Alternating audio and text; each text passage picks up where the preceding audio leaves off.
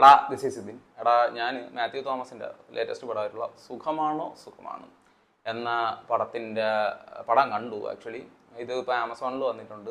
ഈ പടം തുടങ്ങണമെന്ന് പറഞ്ഞാൽ ലൈക്ക് ഒരു കാർ ഡ്രൈവറായിട്ട് ജോലി ചെയ്യുന്ന നമ്മുടെ നായകൻ തിയോ എന്നാണ് പുള്ളിക്കാരൻ്റെ പേര്. സോ ഒറ്റപ്പെട്ട് ജീവിക്കുന്ന ഡിപ്രസ്ഡ് ആയിട്ടുള്ള നാട്ടുകാരെല്ലാം അവനെ മെൻ്റൽ എന്ന് പറഞ്ഞാണ് വിളിക്കുന്നത്. അളിയന് കുറച്ച് പേഴ്സണൽ ഇഷ്യൂസ് കാര്യങ്ങളൊക്കെ ഉണ്ട്. അത് കാരണം ആ ഒരു ജോലി വിടുകയും പുള്ളിക്കാരൻ ആംബുലൻസ് ഡ്രൈവറായിട്ട് കയറുകയും ചെയ്യുന്നുണ്ട്.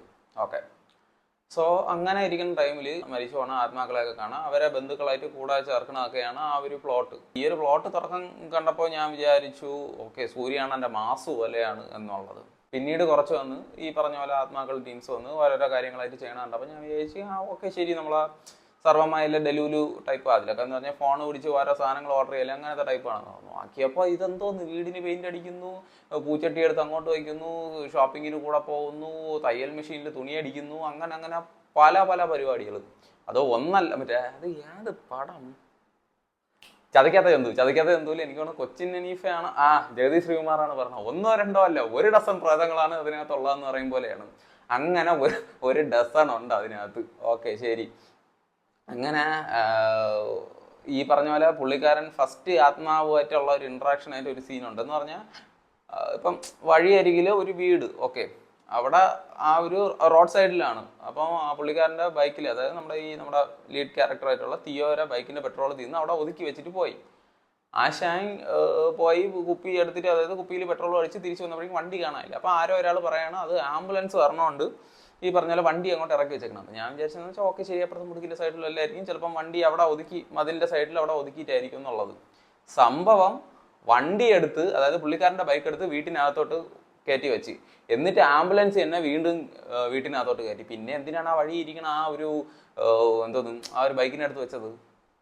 ഓക്കെ, ഇനിയിപ്പം അങ്ങനെയാണ് ഇപ്പം ഇതുവഴി ഓക്കെ ശരി, ഇങ്ങനെ കയറിയോണ്ട് ലൈക്ക് പല പല പരിപാടീസ് പിടിച്ച് ഇവനെ വീട്ടിനകത്തോട്ടൊക്കെ കയറ്റി ഈ ഒരു ആദ്യ ഇൻസിഡൻറ്റുമായിട്ട് കണക്ഷൻ പിടിക്കാനൊക്കെ നോക്കി. അത് നിങ്ങൾക്ക് വേറെ ഏതെങ്കിലും രീതിയിൽ എഴുതി വെച്ചാൽ പോരായിരുന്നു. തിയോ എന്ന് പറയണത് ഇപ്പം കാറിൽ ട്രാവൽ ചെയ്യണാലും ആംബുലൻസിൽ ട്രാവൽ ചെയ്യണാലും ശരി പോട്ട്, അതായത്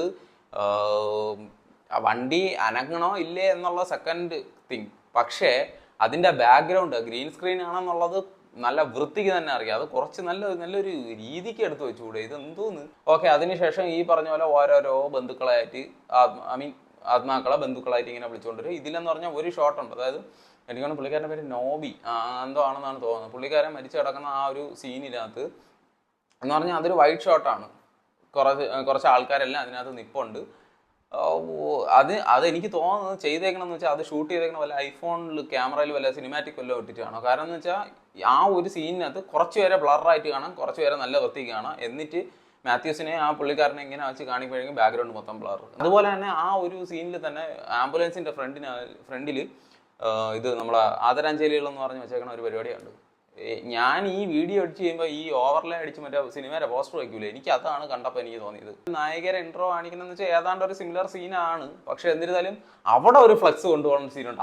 അതാണ് ശരിക്കുള്ള ഫ്ലെക്സ്. അങ്ങനെ വേണം വയ്ക്കാൻ എന്ന് പറഞ്ഞ് കൊണ്ടുപോകുന്ന രീതിയല്ല, അത് പ്ലേസ് ചെയ്യണ രീതി. ഓക്കെ, സോ നായികയുടെ സീൻ കഴിഞ്ഞിട്ട് തൊട്ടടുത്ത സീനിൽ ഇതിനകത്തൊരു അമ്മൂമ്മേരെ ഒരു പ്രാതമുണ്ട്. പുള്ളിക്കാരി പറയണ ഒരു ഡയലോഗ് ഉണ്ട്. എനിക്ക് പടം കണ്ടപ്പോൾ എനിക്ക് അതാണ് തോന്നിയത്. മാത്യൂസിൻ്റെ ഒരു ഫ്ലാഷ് ബാക്ക് കാര്യങ്ങളൊക്കെ ഇതിനകത്ത് സംസാരിക്കുന്നുണ്ട്. പക്ഷെ ഒരു തരത്തിലും അങ്ങനെ ഇമോഷണൽ കണക്ഷൻ ഒന്നും പറഞ്ഞില്ല. എന്ന് പറഞ്ഞാൽ അത് അവിടെ വച്ചു. ഓക്കെ, പുള്ളിക്കാരൻ അത് പറയാൻ വേണ്ടിയിട്ടാണ് അങ്ങനെ ഒരു സീന്. പക്ഷെ എന്നിരുന്നാലും വർക്കായിട്ടില്ല. ടുവേർഡ്സ് ക്ലൈമാക്സിൽ വന്നു. ഓക്കെ, ഒരു പർട്ടിക്കുലർ ഇൻസിഡൻറ്റ് നടന്നു.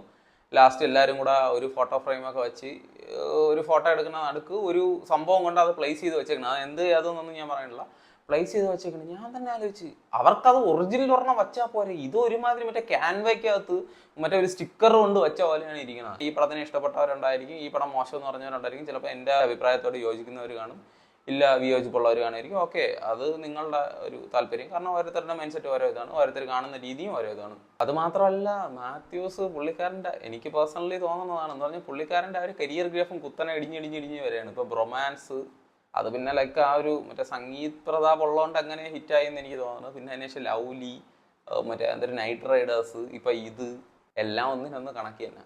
സോ നല്ലൊരു പടമായിട്ട് വരട്ടെ എന്ന് വെച്ചാൽ അതിപ്പം പുള്ളിക്കാരൻ മാത്രമല്ല, ലൈക്ക് ഈ ഒരു പടത്തിൻ്റെ ഡയറക്ടർ ആയാലും എല്ലാവരും നല്ലൊരു പടമായിട്ട് വരട്ടെ, നല്ലൊരു കംബാക്ക് അടിക്കട്ടെ. അപ്പം അത്രയേ ഉള്ളൂ. ദാറ്റ്സ് ഓൾ അബൌട്ട് ദിസ് സുഖമാണോ സുഖമാണ്.